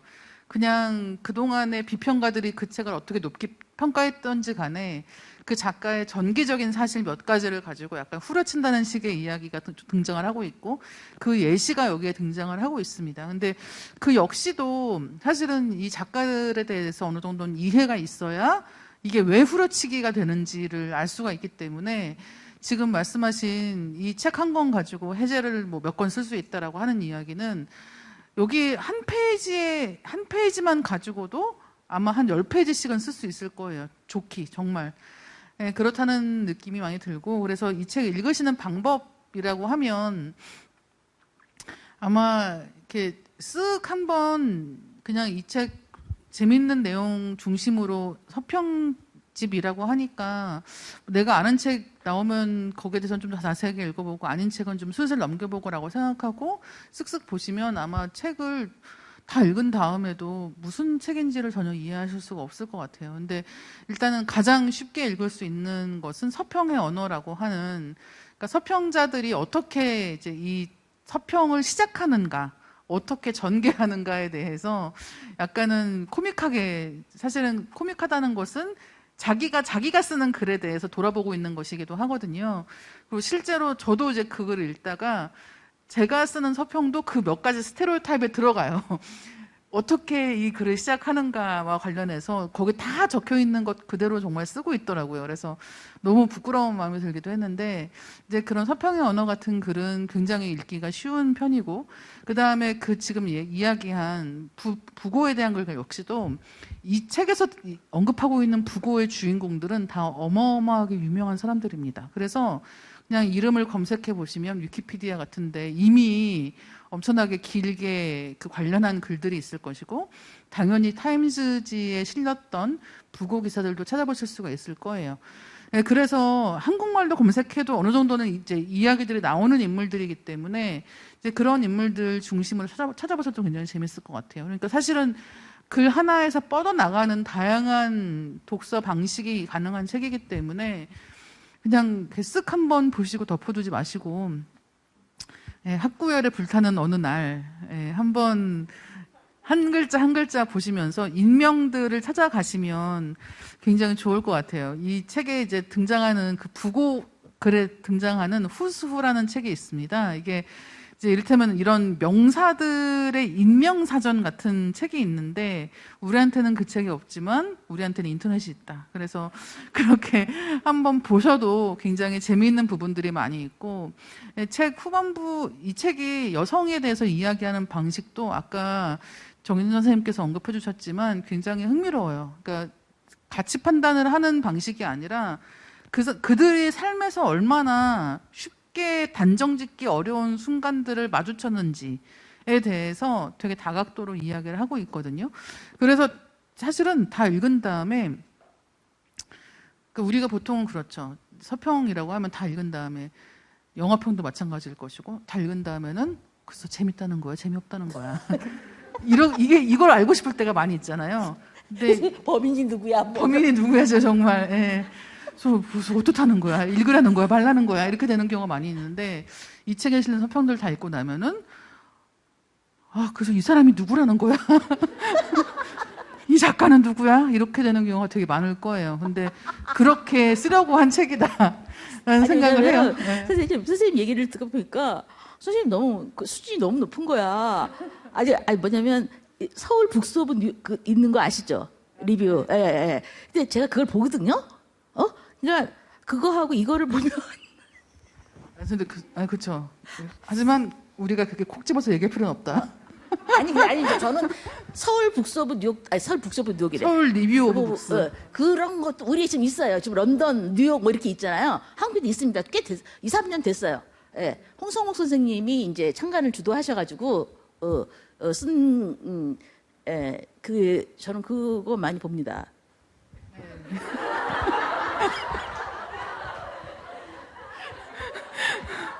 저희 이제 이거 오디오 녹음되지. 네. 홍성욱 선생님이 훌륭하신 분이거든요. 네. 정말이에요. 저는 성우 선생님 책 내용 거의 다 읽었습니다. 네. 저희 이쯤에서 오늘 오신 분들 질문을 받아보면 어떨까 생각이 드는데요. 책 보시고 궁금하신 것들 있으신 분도 계실 것이고, 정혜진 선생님께 궁금하신 것 있으신 분들도 다음 책에 어떤 방향성을 가지고 계시는가 등등 여러 가지 질문 주시면 저희가 이야기해 보도록 할게요. 질문 주실 분 있으시면 손 들어주시면 마이크가 그쪽으로 갈 거거든요. 안녕하세요.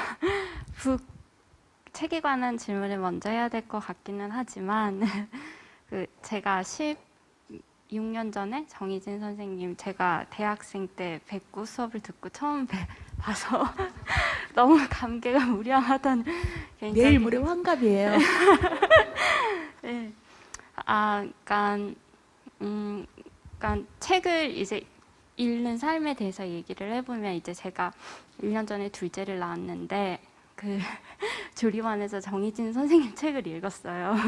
근데 그러고 나니까 왠지 더 싸움이 많아진 것 같은 거예요.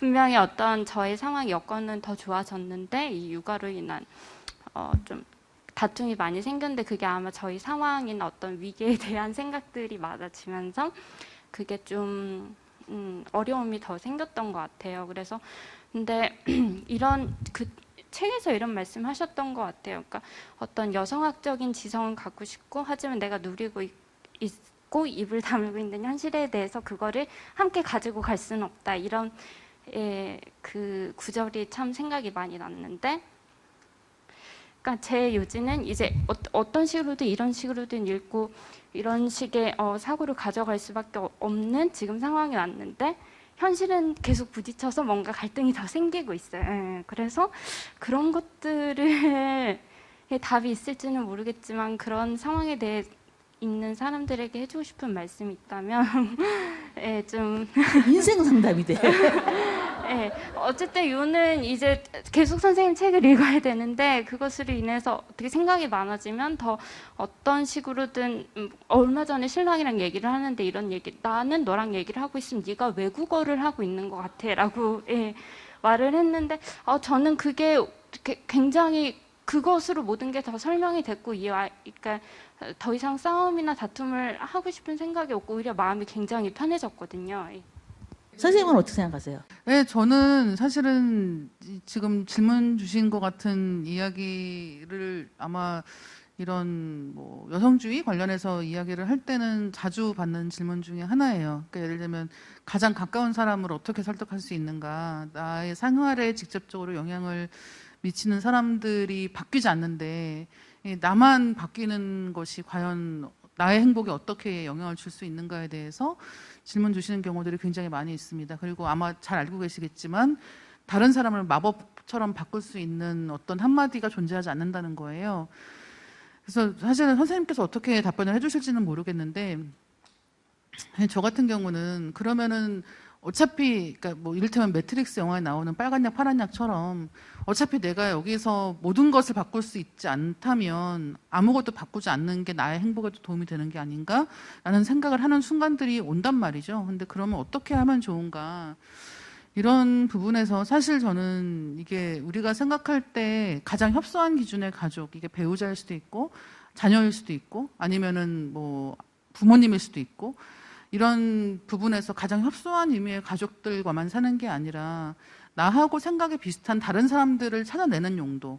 그렇다면 가족 바깥에서도 그런 사람들을 만날 수가 있다고 생각을 하는데 그런 사람들과 어울리면서 나와 생각이 같은 사람들을 발견하려면 내가 어떤 생각을 가지고 있는지에 대해서 분명하게 자각하고 거기에 대해서 이야기하고 그러니까 자기 언어를 갖는다고 하는 건 그런 뜻이거든요. 그러니까 내가 지금 불행해하고 있다면 내가 무엇 때문에 불행한지를 알게 되는 것 그것에 대해서 분명하게 언어화해서 다른 사람하고 이야기할 수 있는 것이 굉장히 중요하다고 생각을 하는데 그런 것을 통해서 다른 사람과 소통할 수 있는 무기를 갖는 것은 사실은 이런 식의 자각이 없으면 불가능하다는 거죠. 그러니까 예를 들면 옛날 제가 이제 이른바 세계문학 전집에 속해 있는 노벨문학상을 받은 이제 이런 작가들의 책들을 볼 때 종종 어떤 생각을 했냐면 예를 들어서 아모스 오즈라는 작가가 나의 어머니인가 이런 책이 있습니다. 근데 그 책을 보면은 그런 얘기가 있어요. 이제 여러 가지 정치적인 환경 때문에 세계대전과 이런 것 때문에 이 가족이 이주를 합니다. 가족이 어디로 이주를 하냐면 원래 살던 환경에서 떠나서 아버지의 친가가 있는 쪽으로 이주를 해요. 그 다음에 어머니가 시름시름 아프기 시작합니다. 그리고 계속 우울한 상태로 있다가 어머니가 결국은 돌아가세요. 근데 이런 이야기를 볼 때 이 작가는 남자란 말이에요. 그리고 자기가 볼 때는 이 어머니가 갑자기 아프기 시작한 거죠. 근데 저는 제 입장에서 이 글을 보다 보면 너무 당연한 거예요. 아버지는 자기 가족이 있는 데로 왔죠. 자기의 생활, 옛날에 어쨌든 조상들이든 누구든 자기의 그런 핏줄이 연결되어 있는 사람들의 품으로 돌아온 것인데 이 어머니는 자기가 알고 있던 모든 사람으로부터 떨어져서 혼자 떨어지는 거예요. 이 상황에서 남편도 챙겨야 되고 아이들도 키워야 합니다. 그 상황에서 이 어머니가 느꼈을 고립감이라고 하는 걸 저는 정말 상상도 하기 어려운 거예요. 근데 이런 소설들이 많이 있어요. 그러니까 자전적인 소설, 작가가 자전적인 소설인데 어머니가 어느 날부터 우울한 거죠. 근데 그 우울한 이유를 독자인 나는 알겠는 거예요. 이를테면 우리는 그렇게 선택할 수 있는 거죠. 내가 우울한데 왜 우울한지 모르고 살 수 있는 하나의 방법이 있는 것이고 내가 우울하지만 그걸 당장 다 바꿔버릴 수는 없는 현실을 사는 한 가지의 또 방법이 있을 텐데 그 둘 중에 어떤 방식이 좋을까라고 하면 결국은 내가 왜 이런 상황에 처했는지 알고 거기에 대해서 다른 사람들하고 이야기해 볼 수 있는 그런 환경으로 바꾸어 나가는 게 좋지 않겠냐 정도로 저는 생각을 해요. 네, 이게 제가 가지고 있는 생각인데 선생님 어떠신가요? 선생님 그 비혼이시죠? 네. 뭐 그게 좀 간단하게 얘기할게요. 이게 긴 얘기가 될 수 있기 때문에 딱 세 가지로 제가 여기서 또 말이 터지면 또 온갖 푼수지를 하다가 또 집에 가서 또 폭식을 하고 이러기 때문에 첫 번째 페미니즘이든 생태주의, 환경운동이든 저는 사실은 녹색당 가장 정체성이 없는데 이 환경 문제에 대해서 굉장히 우리나라는 페미든 진보든 다 발전주의자들이에요. 그렇기 때문에 이 대화가 안 돼요. 예.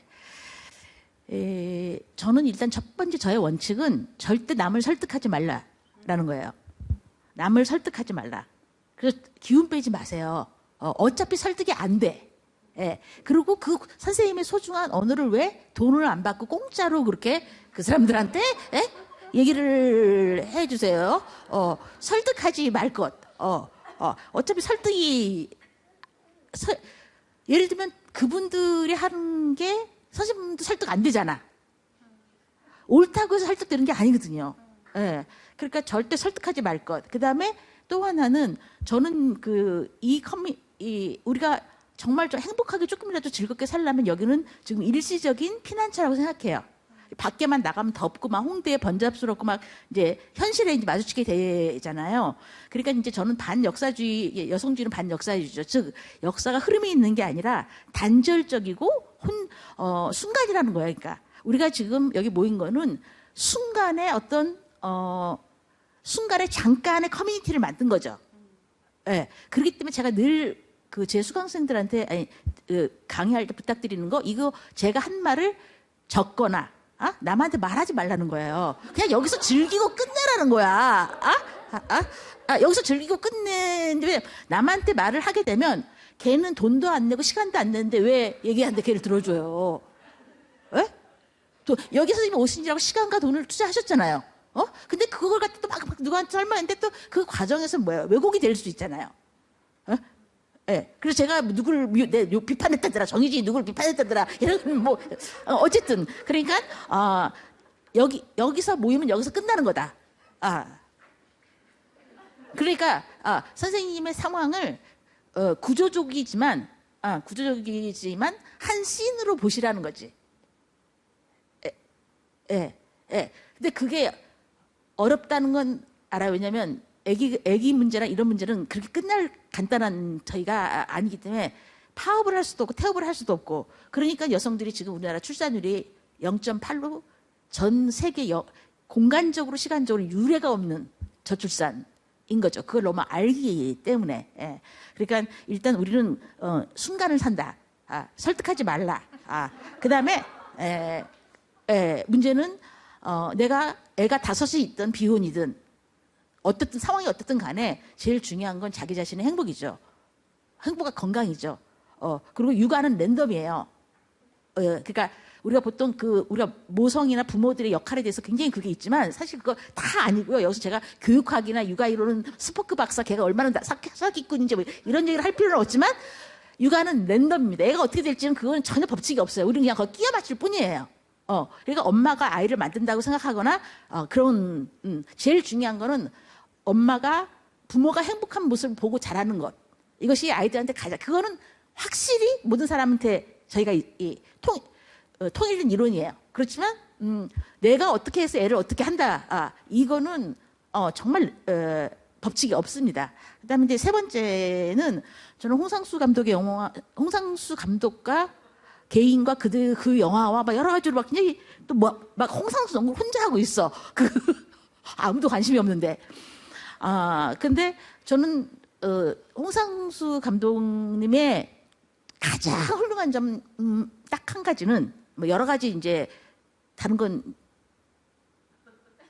생략하고 한 가지는 그 사람이 왜 진정한 예술가냐면 딱 한 가지예요. 그분은 자기 영화로 독자를 조직한 거예요. 자기만의 영화 스타일로 독자를 조직해서 새로운 커뮤니티를 만든 거죠. 그런 사람이 예술가고, 뭐 예술가가 아니라는 얘기가 아니라 기존에 그냥 있는 사람한테 그냥 기존에 그것을 제공하는 것. 그게 천만 영화죠. 1만 명이 보는 거하고 지금은 홍상수 감독님 영화가 1만 명 이하로 떨어지면서 사람들이 굉장히 지금 긴장하고 있어요. 사실 관련 업계 종사자들이. 이건 어떤 다양성의 여러 가지 측면에서 1만 명 이하로 홍상수와 김기덕의 영화는 1만 명이 유지되면 재생산이 되는 거예요. 물론 그 두 사람은 다르지만 영화 한 편을 최소한 만들 수 있기 위해서 고현정 씨도 홍상수 감독 영화에 출연을 하면 10만 원만 딱 입금이 된대요. 차비도 안 나와. 근데 어쨌든 저는 필자든 예술가든 그 사람이 기존의 독자, 흩어져 있는 독자 혹은 없는 독자를 자기만의 언어로 작품을 내가지고 독자를 10,000명 정도 유지하는 그런 10,000명들이 최소한 10명은 있어야 한다는 거죠. 장률 감독이나 홍상수 감독이나 뭐 이경미 감독님이나 이렇게 그런 의미에서 그런 일시적인 커뮤니티가 엄청난 위로를 준다는 거예요. 근데 커뮤니티를 우리가 잘못 생각한 경우가 있죠. 거기다 올인하거나 교회로 생각하거나 그다음 힐링 센터로 생각하거나 쉼터로 생각하거나 그게 아니고 일시적인 접속을 하는 그래서 현실은 바꿀 수가 없고 그다음에 더 문제는 언어는 언제나 현실보다 늦게 도착해요. 아니면 도착하지 않아요. 현실은 벌어지지만 그 현실을 해석할 수 있는 언어는 언제나 사후 해석이고 5,000년 동안 도착하지 않다가 100년 전에 페미니즘이 도착한 거죠. 그렇지만 성차별 현실이 없었던 건 아니잖아요. 언제나 늦게 도착해요. 혹은 못 찾든가. 근데 늦게 도착하는 걸 이용해가지고 나오는 사람이 예언자 사기꾼이죠. 주로 지식인들. 그러니까 선생님이 우리가 어떤 삶의 고통을 다 지고 있는데 그거를 해결하거나 설득하거나 바꿀 수는 없고 그러다가 내 몸만 상해. 그래서 루저화되거나 아니면 이제 그 깡패가 되는 거죠. 상이용사 깡패가 돼가지고 내가 얼마나 그동안 노력했는데 막 이렇게 되는. 그래서 문재인 정권이 망했잖아요. 그러니까 그런 나를 위로해주는 커뮤니티를 몇 개 정도 접속하면서 그게 홍상수 월드가 됐든 이다혜 월드가 됐든 그것이 위로죠. 불가능한 것을 하라고 하는 게 위로가 아니죠. 저는 그렇게 답하고 싶어요. 설득하지 말라. 그래서 선생님이 행복하면 선생님을 사람들이 따라오는 거죠. 그래서 저는 이 얘기만 하면 옛날에 시간 강사를 할 때는 남녀공학에서는 그렇게 신경을 안 썼는데 여자 대학에 갈 때는 옷차림이나 이런 가지 굉장히 신경을 썼어요. 그래서 이 아이들한테 여대생 친구들한테는 페미니즘을 가르치는 게 아니라 쟤네들이 나를 워너비 하도록 하는 거죠. 페미니즘을 지금 통하는 문제가 어차피 아니고 저도 걔네들이 나도 선생님처럼 되고 싶어요. 그러려면 제가 젊었을 때 얘기지만 예쁘고 뭔가 그 돈 안 들이고 세련돼 보이고 막 아는 것이 많아 보이고 어떤 식의 모델이 돼야지 내가 그런 거지. 페미니즘에 동의해서 사람들이 페미니즘을 저기 하는 게 많은 경우가 아닙니다. 그러니까 워너비가 그러니까 제가 제일 그 시간 강사할 때 많이 들었던 얘기는 어떻게 하면 선생님처럼 되고 싶어요. 이런 거죠. 이 말이 제 목표 강의의 목표이지. 20대 초의 페미니즘이나 젠더의 현실을 아는 건 어려워요. 왜냐하면 젠더는 이 성차별은 젊고 예쁜 여성들은 사랑받거든요. 가부장자 사회에서. 그래서 그때 젠더와 50대의 젠더나 장애인의 젠더는 그건 완전히 이해가 다릅니다. 젊은 나이에 그래서 남성들은 나이가 들수록 보수적이 되는데 여성들은 나이가 들수록 급진적이 되죠. 자기 현실을 직면할 때. 그러니까 어쨌든 설득하지 그러니까 좋고 재밌는 건 나만 읽어야죠. 저는 정말 그런 입장입니다. 저희 다음 질문 있으신 분 이번에는 책에서 혹시 질문 있으신 분 계시면 손 들어주시면 좋을 것 같아요. 혹시 질문 있으신 분 계실까요? 질문이라기보다 감사의 말씀이라고 드리고 싶은데 제가 사실은 책을 다 읽지는 않았어요. 한 0.7번 이렇게 읽었는데 제가 정말 이렇게 확 너무너무 감사의 말씀을 정말 홈페이지라도 남기고 싶다라고 생각했던 부분이 뭐냐면 그래서 이렇게 번역서인 만큼 또 이렇게 대상어의 그 문장의 문법에서 정말 벗어나기가 좀 힘든 부분이 있잖아요.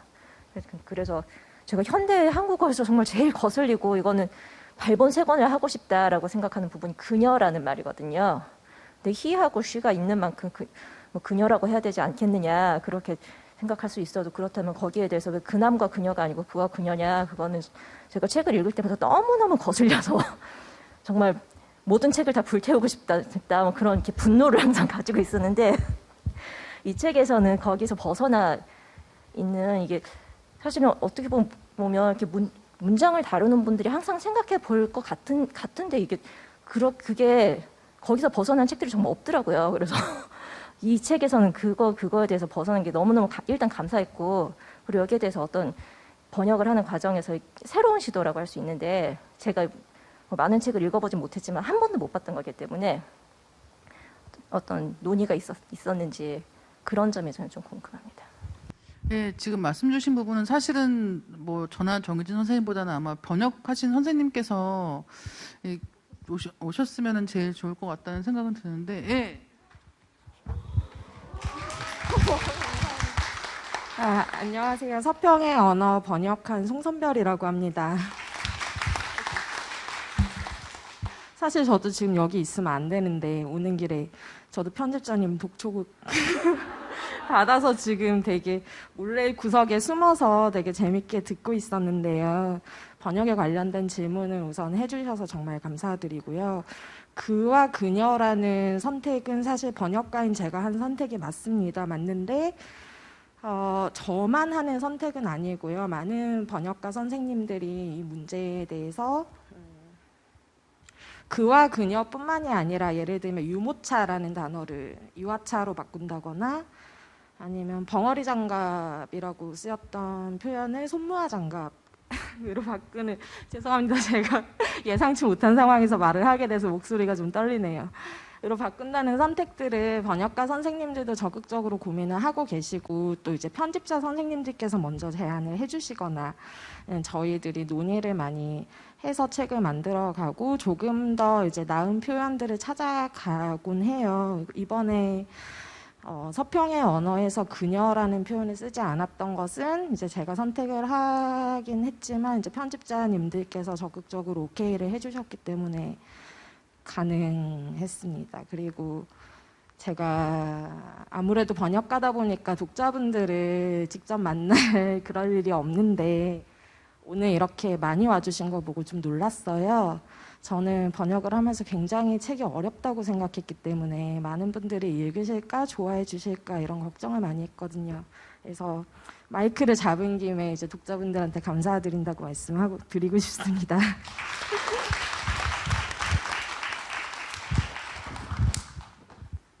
네, 사실 그와 그녀 번역 문제는 요즘에 가장 첨예한 이슈인 것 같아요. 그러니까 사실은 매체에서 할 때는 그와 그녀를 이제 분리를 하게 되어 있는데, 이제 저희도 이제 요즘에는 그 필자의 의도를 좀 더 존중하고는 있거든요. 그러니까 그걸 분리해서 쓰지 않는다든가, 그러니까 여성임에도 불구하고 그라고 지칭한다든가 이런 경우가 좀 더 늘고 있습니다. 그리고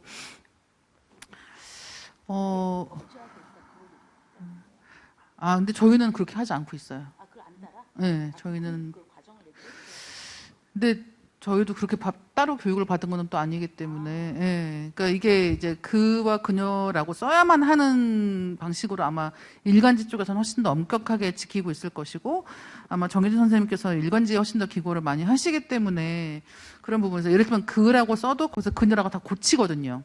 데스크에서 뭐 교열해서 보면서 다 이제 고치기 때문에 필자가 그것을 이제 이런 방식으로 고쳐 쓰고 싶어 해도 책이 지면에 반영이 되어 있을 때는 다 고쳐 있는 경우들이 있기 때문에 아마 말씀하신 것 같고, 요즘에는 이제 이런 잡지들 같은 경우, 저희 같은 경우는 요즘에는 그렇게 성별 구분을 하지 않고 있어요. 이제 이런 성별 구분에 대한 표기법에 대한 이야기는 이제 예를 들어서 시내 21에 이제 되게 오랫동안 있던 그 꼭지 중에 하나가 액터, 액트리스라는 꼭지가 있었습니다.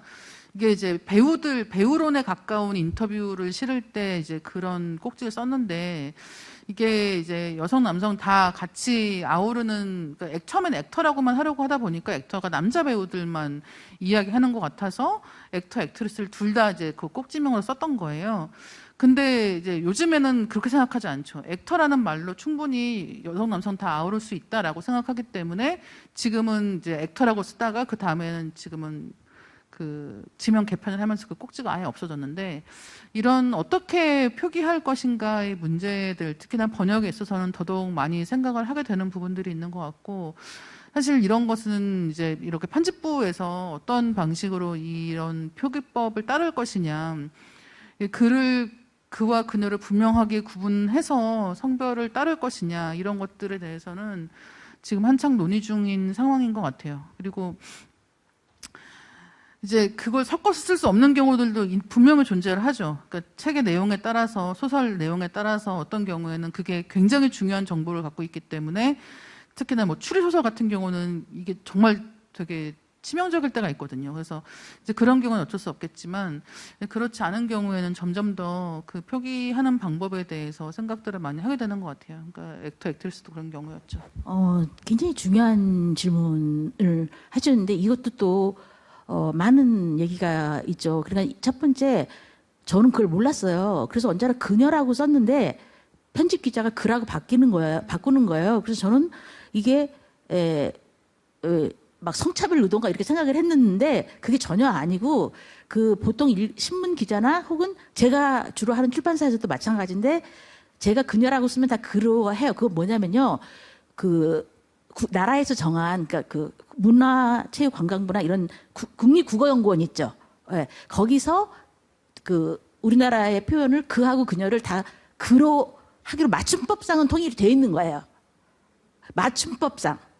근데 이제 시내 21은 그걸 지키는 매체도 있고, 근데 뭐 그걸 안 지킨다고 해서 뭐가 이렇게 딱 누굴 맞는 건 아니니까. 아니, 말이 죄송합니다. 제가 사실은 폭력 영화를 좋아해. 두기봉 영화를 두기봉하고 샘 페켄파 팬이에요. 피가 나. 어쨌든 그러니까 그 편집자 말은 디펜스를 할 수 있는 거죠. 자기가 이거는 교육부에서 그라고 고친다. 왜냐하면 국립국어연구원에서 그렇게 그걸 통일하기로 했다. 그러니까 그 논리가 하나가 또 있고, 또 하나는 어떨 때는 구분하지 않는 것이 더 여성을 존중하는 방식이기도 할 때가 또 있잖아요. 구분하지 않는 것을. 예. 그래서 우리는 어떤 사람을 하면 그 사람을 특정 성별로 생각했다가 놀라는 경우가 사실 또 있잖아요. 그리고 이번에 이제 번역하신 이 번역도 얘기가 굉장히 즐거운 재밌는 얘기가 많지만 지금 저는 송승범 선생님 번역한 거 거의 다 읽었어요. 워낙 이제 이쪽 번역을 많이 번역 굉장히 잘하시는 편이죠. 그러니까 완경이라는 여기서 표현이 나오는데, 근데 사실 저는 이건 선생님이 소위 말하는 정치적으로 올바른 표현이죠. 근데 저는 개인적으로 그걸 제가 왜 모르겠어요. 근데 저는 완경이라는 말이 싫어요. 저는 폐경이 차라리 좋아요. 왜냐면 전 남녀가나 구분은 없다고 생각을 하지만 여성들의 가장 그 피해는 애는 안 낳으면 되는데, 그리고 피임도 잘하면 되는데 생리는 피할 수가 없잖아요. 근데 이 생리가 사람들마다 굉장히 그러니까 다르기 때문에 생리 기간이 길거나 양이 많거나 그러면 내 인생의 3분의 1이 생리를 보는 것 같은, 그리고 생리 때문에 아무것도 못하는 사람도 있고 뭐 여러 가지. 저는 그리고 여성들이 저는 생리 때는 엎어서 자, 묻을까봐 그 스트레스 그런 거 다 아시잖아요. 생리가 치마에 묻는 거에 대한 이 사회적인 그러니까 완경이란 말이 안심이 안 되는 거야. 뭔가 또 일어날 것 같은 거야. 그러니까 폐경처럼 그냥 딱 그냥 셧다운, 그냥 클로징, 이런 거지. 이게 뭘 그렇게 좋은 거라고 피니시가 됐다가 좋아를 해요. 그래서 나는 완경이란 말이 그렇게 저한테 그 불안감과 공포를 조성할 수가 없어요. 솔직히 개인적으로는. 그러니까 사실 무엇이 정책으로 올바른 말인가, 그거에 대해서도 논란이 저희가 있을 수 있고, 또 이 번역 문제는 여러분 아시다시피 한강 선생님의 이 채식주의자는 번역의 승리라고 보통 얘기를 하죠. 그분이 번역을 너무 잘하신 거예요. 특히 소설 같은 거. 그러니까 제가 코엔 메카시의 그 로드보다 정영무 선생님의 그 로드가 훨씬 더 좋은 거야. 그러니까 사실은 번역이라는 건 두 가지가 있죠. 정말 외국어 번역이 있고, 그래서 이 번역이 더 좋을 때가 있고, 아니면 번역이 꽝이어서 도대체 읽을 수 없는 책. 정말 또 많아요. 번역이 꽝이어서 읽을 수 없는 책. 그리고 번역자가 전문가가 아닌 경우에 사례는 또 수천 가지 예를 들 수 있죠. 그런데 저는 채식주의자보다 소년이 울다나 다른 그 소설을 더 좋아하는데, 그 분이 6개월 동안 한글 배운 지 6개월 만에 썼다는 거야. 그거를 번역자가. 채식주의자 영어 번역자가 한글을 배운 지 6개월 만에. 근데 그게 얼마든지 가능한 게 자기는 한글을 6개월 만에 읽을 수 있지만 쓰는 건 영어로 쓰는 거잖아요. 그러니까 이 번역자의 사실은 모든 것이 번역자의 능력이라는 거죠. 그러니까 대화도 그렇고 그러니까 우리가 어떤 대화 그 번역 가장 중요한 번역자가 편집자인 거죠. 또 사실은 모든 대화가 번역이기도 하고 그런 면에서 우리 사회에서 번역자와 편집자의 지위는 굉장히 저는 또 그거에 대해서 문제제기를 많이 하고 싶어요. 훨씬 돈을 많이 줘야 되고 훨씬 지위가 높아져야 돼요. 번역자와 편집자가 사실 그들이 가장 그 키를 갖고 있다고 저는 생각하는 사람입니다. 네, 저도 그렇게 생각합니다. 편집자로 일을 하면서 편집자에게 돈을 많이 줬으면 좋겠다라는 생각을 항상 하고 있고, 안목이 중요하다. 그리고 결정이 그만큼 중요한 것들이 많다라고 생각을 많이 하게 되죠. 저희 마지막으로 질문 한 분 정도만 더 받고 오늘 이야기 마무리할까 하는데요. 혹시 여기 저는 서평의 언어라는 책이 정인진 선생님하고 이달 선생님 쓰신 줄 알았어요. 이 화면이 알라딘의 메인에 떠가지고, 정인진 선생님이 책을 썼나 보다. 서평, 그러니까 혼자서 본 영화 같은 책을 또 쓰셨나 보다. 하고 이달 선생님을 같이 쓰셨나 보다 하고 샀어요. 샀는데, 갑자기, 런던 오브 북스 뭐, 이렇게 해가지고, 이렇게 읽어는 봤죠. 봤는데, 감사드리는 거는 이게 또 읽다 보니까 재밌더라고요. 이 양가 감정이라는 거를 이 책에서 되게 언어로 표현을 아주 정확하게 해주신 부분들이 있어요. 막 옹졸하고 뭐하고 근데 또 한편으로는 또 다정하고 젠틀하고 그래서 이렇게 이런 거를 또 제가 마케팅의 노예로서 이렇게 걸려들었지만 이렇게 또 좋은 책을 접하게 된 기회가 됐다. 그래서 어쨌거나 처음에 이 화면 때문에 제가 그냥 선생님들이 쓰신 줄 알고 샀다가 북토크가 또 진짜로 있길래 신청을 했는데 또 당첨이 돼가지고 이렇게 오게 됐습니다. 아무튼 너무 감사드리고 제가 정희진 선생님의 책에 어떤 문구에 되게 링크가 됐던 적이 있어요. 아까 이달 선생님이 링크 됐다라는 말씀을 하셨는데 외로움을 해결하는 가장 손쉬운 방법은 중독이다라는 글을 혼자서 본 영화의 서문에서 제가 읽었던 기억이 있어요. 근데 그 말이 제가 뭐 무더운 여름날 뭐 시원한 맥주 세미 중독자로서 되게 뭔가 울림을 주는 말이었다고 해야 될까요? 그래서 그때 이후로 정희진 선생님의 책을 뭐 신간이 나오면 읽고 그리고 특히 제일 좋아하는 책은 제목만으로도 너무 파워풀한 책이 있는데 나쁜 사람들에게 지지 않으려고 쓴다. 저는 이 책이 너무 그 제목이 너무 좋아서 제가 진짜 만나기 싫은 사람 만날 때 진짜 제 가방에 한번 넣고 간 적이 있는데 뭐 수줍어서 꺼내지는 못했는데 아무튼 이 화면에 낚여서 이 책을 읽게 됐고 그래서 덕분에 또 좋은 책을 접하게 된 것 같아서 감사의 말씀을 마지막으로 남깁니다. 네, 감사합니다. 네, 나쁜 사람에게 지지 않으려고 쓴다는 저도 책 나온 거 보고 이렇게 제목으로 낚는 걸 선생님께서 하시다니. 제가 그렇게 살거든요. 그래서 정말 책도 너무 재밌게 저도 굉장히 좋아하는 책들이어서 지금 언급해 주신 게 너무 좋고 아마 여기 오시면 다른 분들 중에도 비슷한 분들 계실 수도 있을 것 같아요. 정인진 선생님 책이라고 생각하고 읽으신 분들도 계시지 않을까. 그래서 사실은 이제 오늘 이 자리는 선생님하고 저하고 뭐 책임을 지고 이 책에 대해서 이야기를 해야 되는 자리다라고 생각을 했고, 오늘 오신 분들이 이제 책 보시다가 오신 분들이 제일 많을 것 같아요. 그래서 오시면서 책에 대해서 궁금했던 것들이 해소가 되었으면 좋겠다라고 생각을 많이 하게 됩니다. 그리고 책에 대한 이야기도 많이 했지만 책 외의 이야기들도 오늘 많이 한 자리인 것 같아요. 근데 이 책 자체가 아까도 잠깐 언급을 했지만 이 영국의 문화계에 대한 이야기 또 영국의 사교계에 대한 이야기이기도 하단 말이에요. 특히나 그 전쟁 이후에 몇십 년에 어떻게 영국이 바뀌어 왔는가에 대한 이야기예요.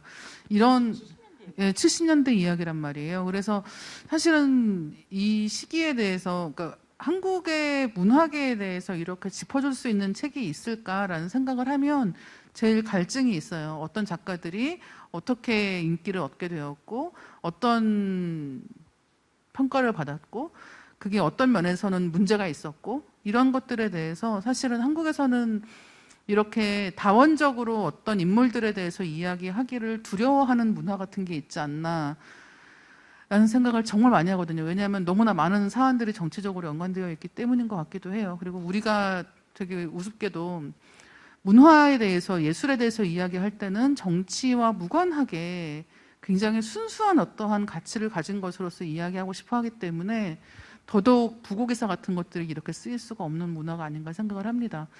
근데 독자분들이 많이 읽어주시고 많이 읽고 싶어 해주시면 그런 글들이 많이 생겨나지 않을까라고 생각을 하게 되고 곧 출간될 정희진 선생님의 글쓰기 책 2권에 대해서도 많은 관심을 부탁드리겠습니다. 선생님 마지막으로 인사 말씀 해주시죠.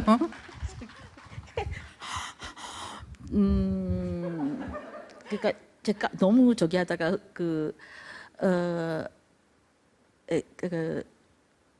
일단 선생님 너무 감사하고요. 그러니까